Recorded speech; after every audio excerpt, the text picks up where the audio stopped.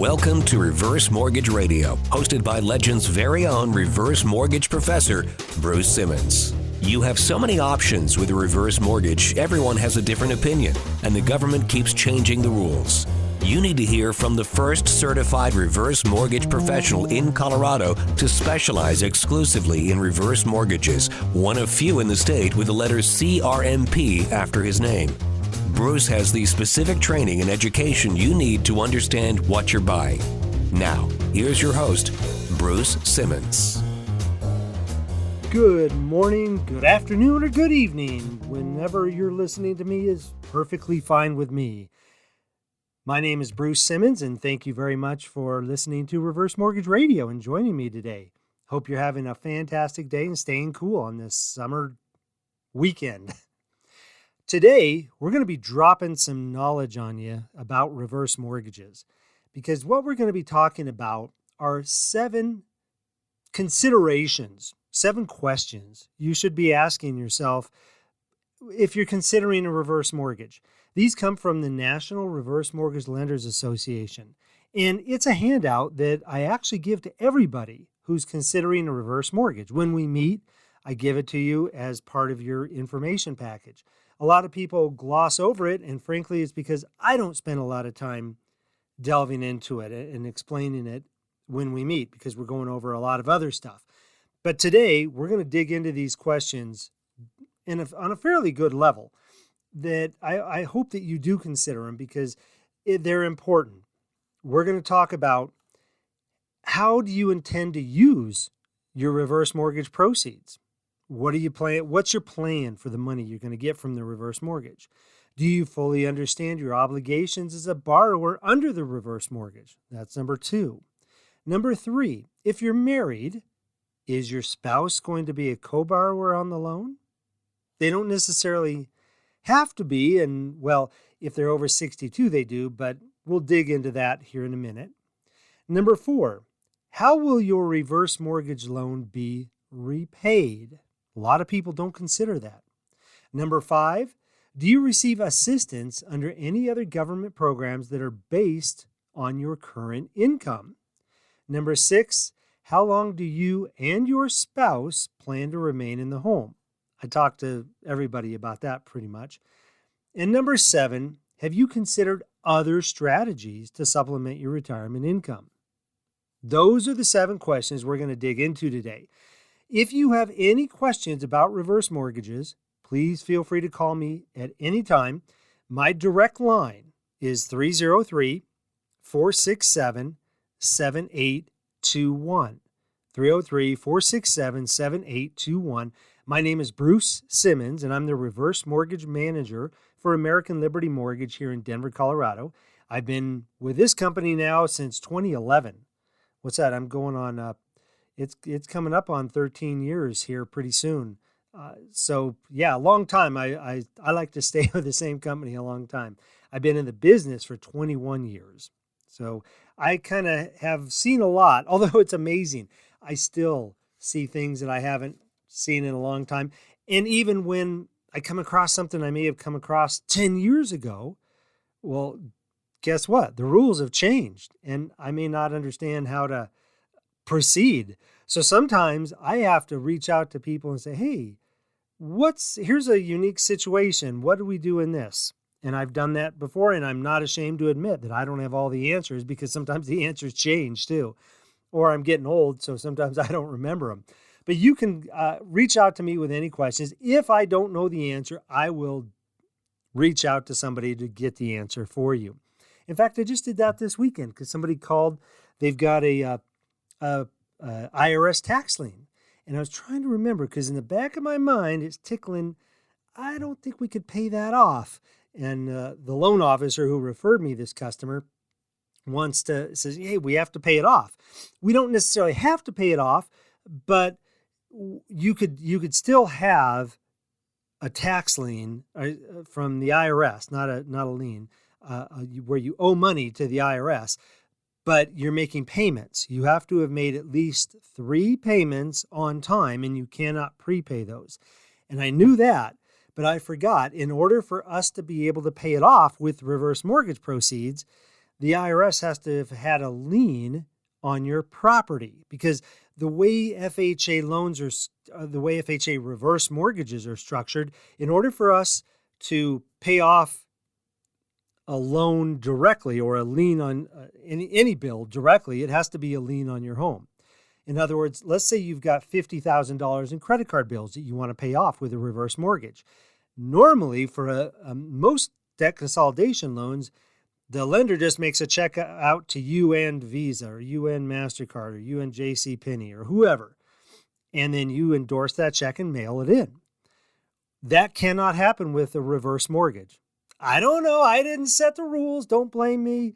I don't know why that's the case, but it's the case. We're only allowed to pay off liens on your property. So if you have a first lien, a second lien on your home, and any mortgage is a lien. So you've got your first mortgage.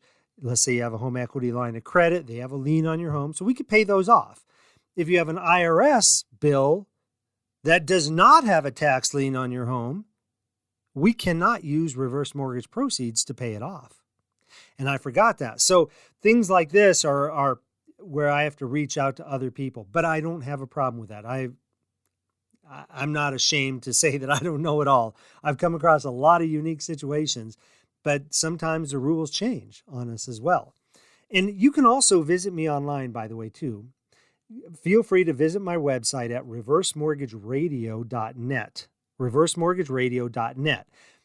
I'm in the process, hopefully by the end of next week, I'll have a quote tool on there so you can go on there and get a completely free quote. Not one of these things where you have to put in all this information. You do have to put in some information, but it's not like, okay, now somebody's going to get back to you and you get calls from 14 different companies are all over the country wanting to sell you a reverse mortgage. No, my website will give you the numbers right then and there. Show you, yes, you do qualify, or no, you don't qualify, and how much you qualify for. The other thing you're able to do is if you wanted to proceed and send me more information, you could do that too. You can complete, it's not technically an application, but it's kind of like an application. It'll ask you more details, and then I can get back to you and we can have a conversation to see, yeah, does a reverse mortgage make sense or not? But at that time, I've got a lot more information, so I could be more prepared when we talk. And I'm really excited about this new tool. The other thing I'm going to have too is an uploadable button on my website too, where you can upload documents. So if you wanted to send me your Social Security statement or your bank statement, things like that, securely, 100% securely, you can do that through my website. And I'm also going to have those links on my email as well. So I'm advancing technologically wise into the 21st century with my website. But you can also download my consumer guide on there, which is it's about 30 pages or 40 pages of a lot of good information about reverse mortgages. I probably go into too much detail, but that's what I tend to do sometimes. But it's good information. It'll give you the A, B, C's all the way up to the D's, E's, and X, Y, Z's of reverse mortgages. And it's a great tool for you to be able to become knowledgeable. That's my goal. I want to make sure that you have the accurate, stress accurate information so you can make an informed decision about reverse mortgages. There's a lot of people who want to give you information about reverse mortgages, like your neighbor who's a retired electrician, or your attorney who doesn't know anything about reverse mortgages. They're willing to give you information about reverse mortgages, but they don't know anything about it. Or they think they do. That's even worse when somebody thinks they know what it's about. Oh, well, my brother's best friend's sister's brother-in-law's mother got foreclosed on because she had a reverse mortgage. No, she didn't. I'm sure that's not the case, okay? That's like that old telephone game, where you talk on a telephone and somebody says a story and then you pass it on and somebody else passes it on and it goes on down 4, 5, 6, 8, 10 people. And the story's completely different by the end of it. That's what happens.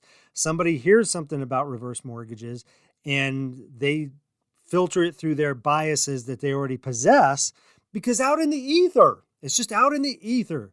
Reverse mortgages are bad, right? Well, I'm here to tell you that is false. I'm trying to flood the ether with accurate information, okay? And I am very, very happy that you're here with me today. So let's jump into this. Let's jump into the questions. Number one question, how do you intend to use the reverse mortgage loan proceeds? Now, this is important because I stress big time with people, do not take out more money than you think you'll need in the next 30 days or so from reverse mortgages. If you own your home free and clear and you say, yeah, I want to pull out as much money as I can, well, why? I want to put it in my bank. Well, that makes 0 sense. You're going to get paid 0.5% interest rate, if that, on the money, and you're going to pay taxes on it, probably, if you're in a tax bracket, if you have to file taxes. And whereas you're being charged 7.5%, 8% interest on that money. It makes no sense. Do not take out more money than you need. There are, I don't want to say, well, I'll just say it, the scumbag loan officers that don't know what they're doing. They get paid on the amount of money based on the amount of money you draw up front from your reverse mortgage. And if you own your home free and clear and you qualify to get $120,000 at closing, but you don't need $120,000 at closing, don't take it. If you just want to set up a line of credit or a monthly payment, you can do that. You don't have to take all that money out up front. Do not let anybody talk you into it. And if you feel that they are, call me. My number is 303-467-7821. And my name is Bruce Simmons. I will not try to talk you into taking more money than you need. Also, do a budget. A lot of times, people don't understand the different ways. See, because you can take money out from a reverse mortgage as a lump sum, like we just mentioned. You can also take it out as a line of credit. So it's just available whenever you need it. You're not charged interest on it until you take that money out of the line of credit. Basically, we set it aside for you. And the line of credit has a ton of benefits where you can, that line of credit will grow over time. It can never be closed out as long as you meet the obligations of a reverse mortgage, which we're going to talk about here in just a few minutes. But there's a lot of benefits of that. You can also receive a monthly payment. And you can receive a monthly payment a couple of ways. You can set up what's called a tenure payment. That's where you draw all the money out.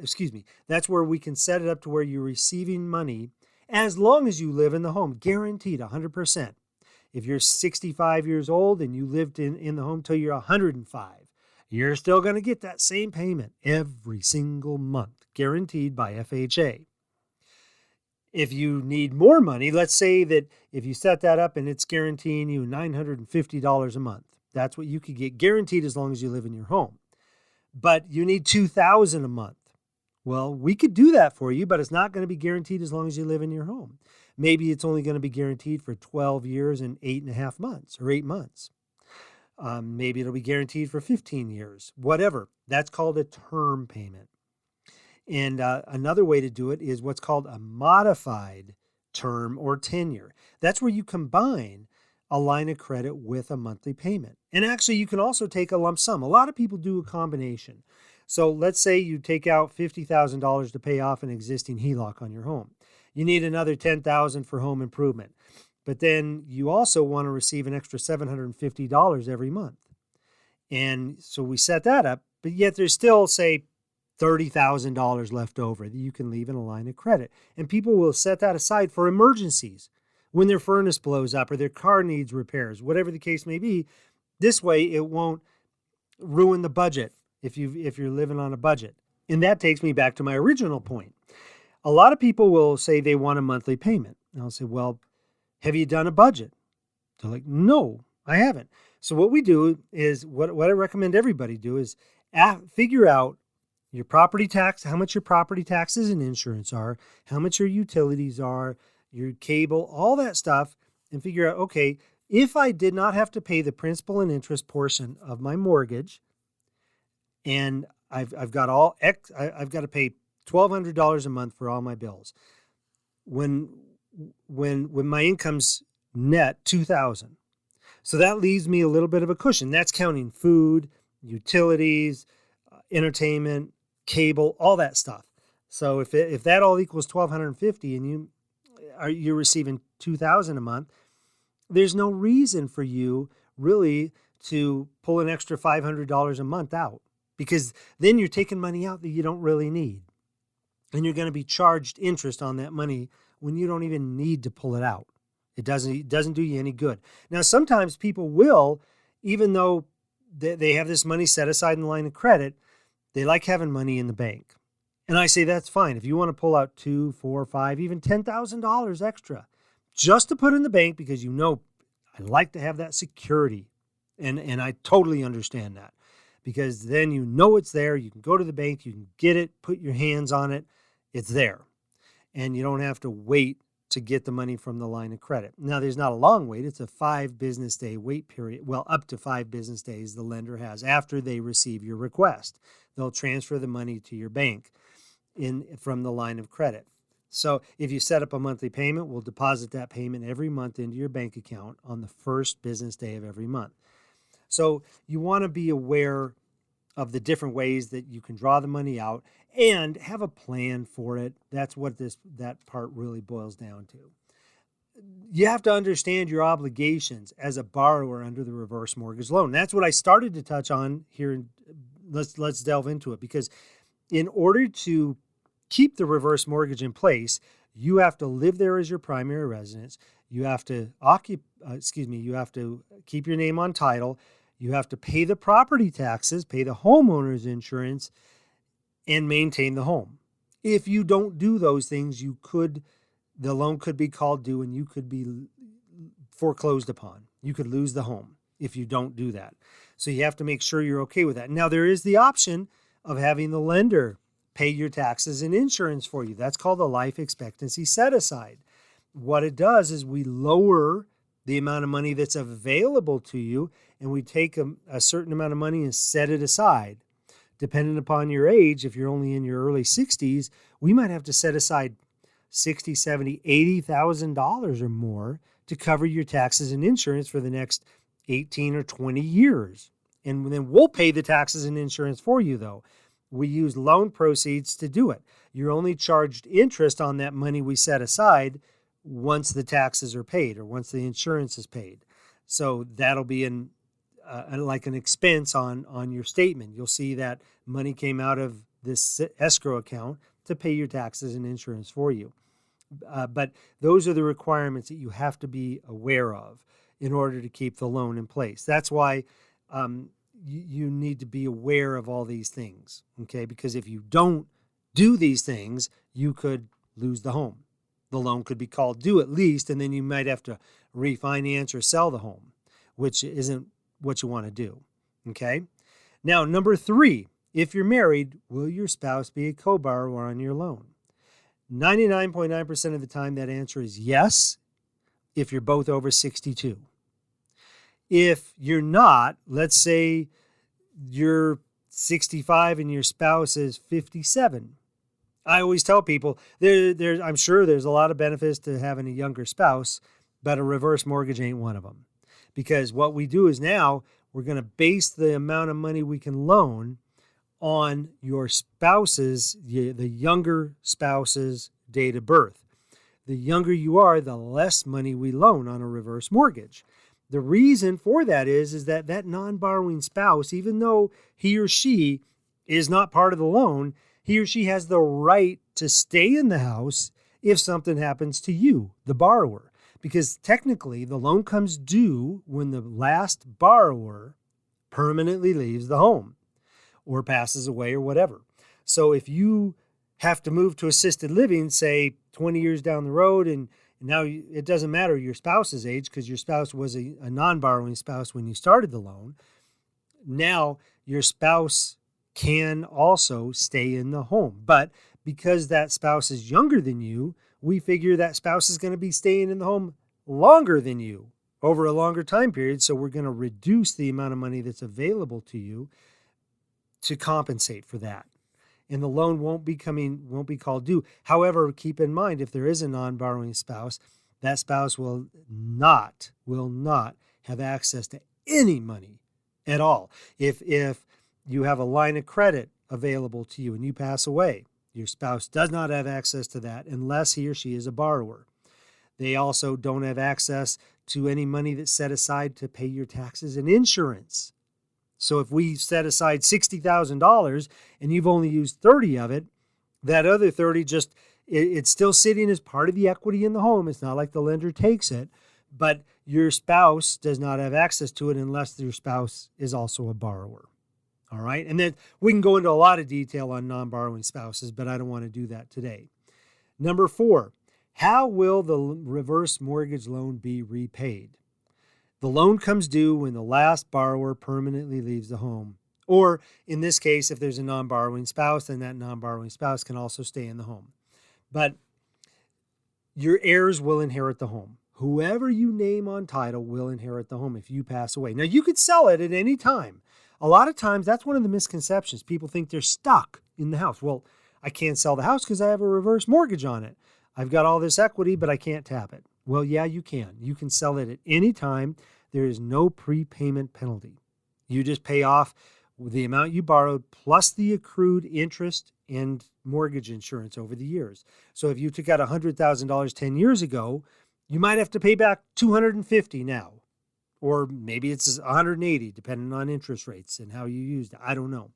So keep that in mind. But if your house is worth $500,000 and there's only $200 that's owed on it, your heirs inherit a $500,000 home. They've got the option. They can either sell the house or they could refinance it if they want to keep it. Whatever equity is left in the home is going to go to them. If there is no equity in the home, let's say the house is worth $500 and you owe $600 on the house, then the heirs are not responsible for any amount owed beyond the value of the home. They can sign the house over to the lender and walk away from it, or they could still keep the house. They just pay 95% of whatever the value, not the amount owed, but the value of the home is. And then the lender files a claim with a mortgage insurance company to pay the difference. Okay? But be aware that you can pay it off anytime you like. Now, if you receive assistance under any government programs that are based on your current income, that could be a problem if you have a reverse mortgage, especially if you take a lot of money. Because if you're receiving supplemental security income or Medicaid, those are means-tested programs.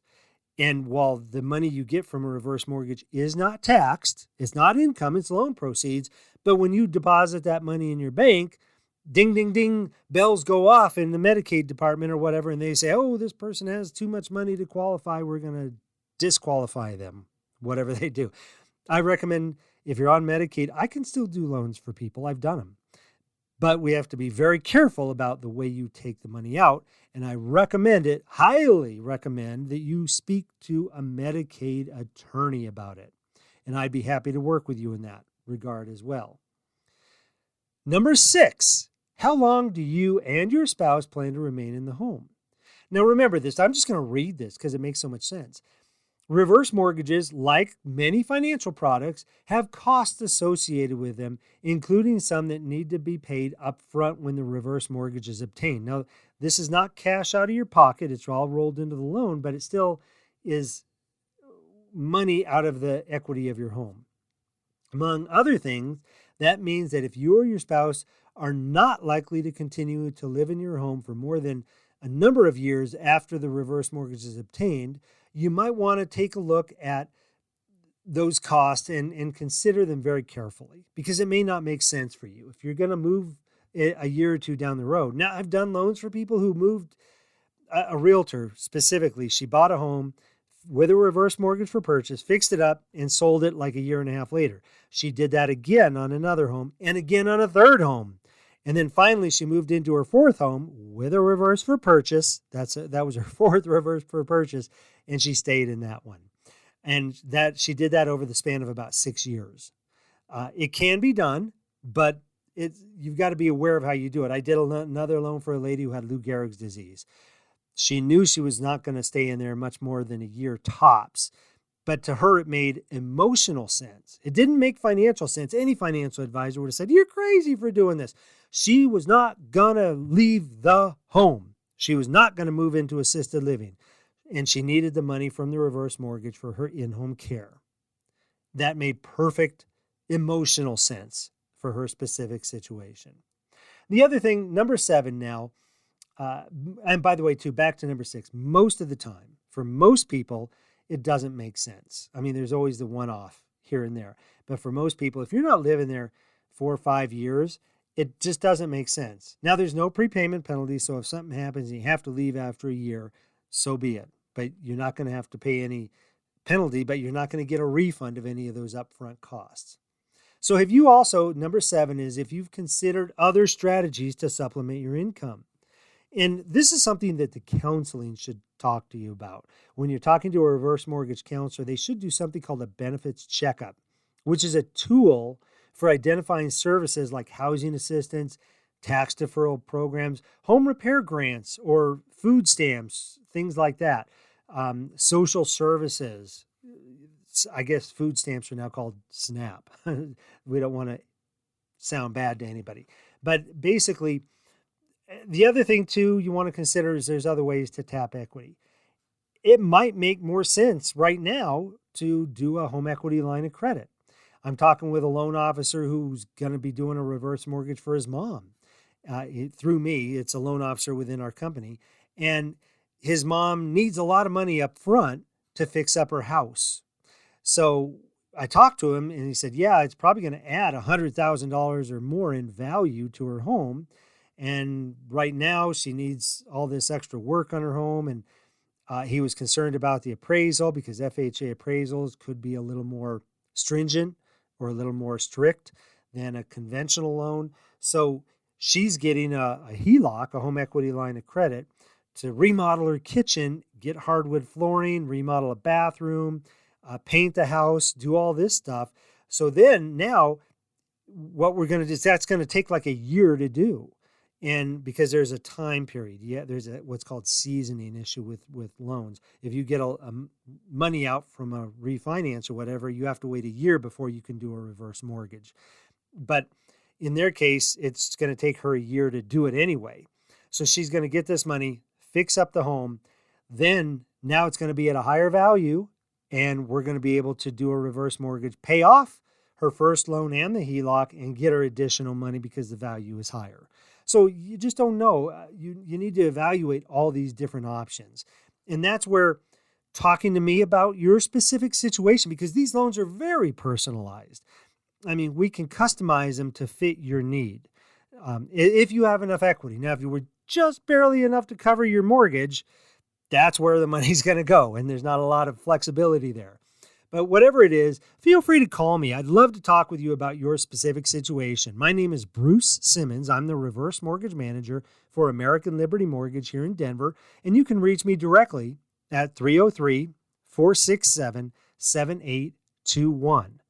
303-467-7821. That's my direct line. It goes to me.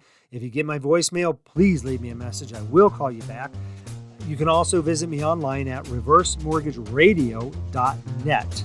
reversemortgageradio.net. Thanks so much for joining me today. I hope you have a fantastic day.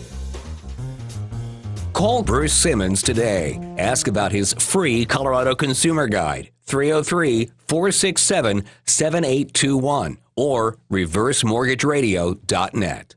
Bruce will come to you anywhere across the Front Range to make sure you understand how reverse mortgages work. Regulated by DORA, NMLS number 409914. American Liberty Mortgage is an equal housing lender.